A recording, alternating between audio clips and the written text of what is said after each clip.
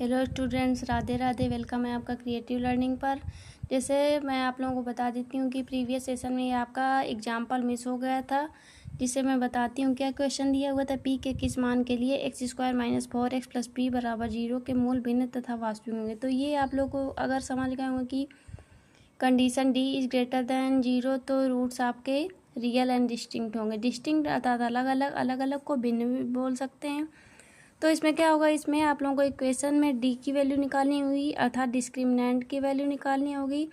तो D equal आपका rule होता है b² - 4ac। मैंने आप लोगों को बताया हुआ था प्रीवियस सेशन में, ठीक है। तो इसमें आप लोग वैल्यू निकालेंगे, जैसे तो a इक्वल आपका 1 हो जाएगा, b इक्वल -4 हो जाएगा, c इक्वल 5p हो जाएगा। अब आप पूछेंगे ये कैसे निकाला गया, तो ax² + bx + c से कंपेयर कराने पर ये वैल्यू आप लोगों की ये तो अब आप लोगों को समझ में आ ही गया होगा ए बी सी की वैल्यू कैसे निकालते हैं, ठीक है। अब d बराबर b² - 4ac के फार्मूले में इसको नोट डाउन कर देंगे। तो क्या होगा, d इक्वल b की वैल्यू है आपकी -4, तो -4 का स्क्वायर, -4 मल्टीप्लाई a की वैल्यू है 1, c की वैल्यू है p। यहाँ से आपका आंसर आ गया। -4 का स्क्वायर करेंगे तो 16 आ जाएगा, -4p आ जाएगा। अब क्या है, जो इसकी वैल्यू क्या थी, d इज़ ग्रेटर दैन 0, तो ये लगाएंगे, ठीक है। तो d is greater than 16 - 4p, ठीक है।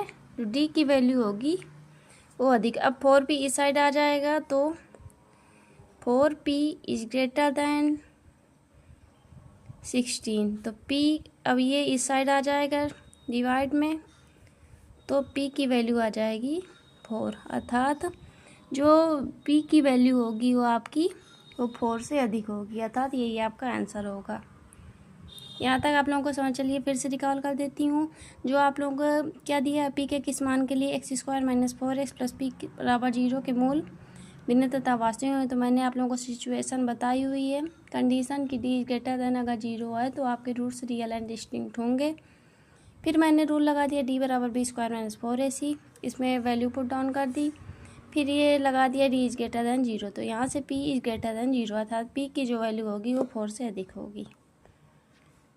यदि आप लोगों को यहाँ तक कोई परेशानी आई हो तो आप लोग प्लीज़ कमेंट में बताइए। जुड़े रहिए क्रिएटिव लर्निंग के साथ।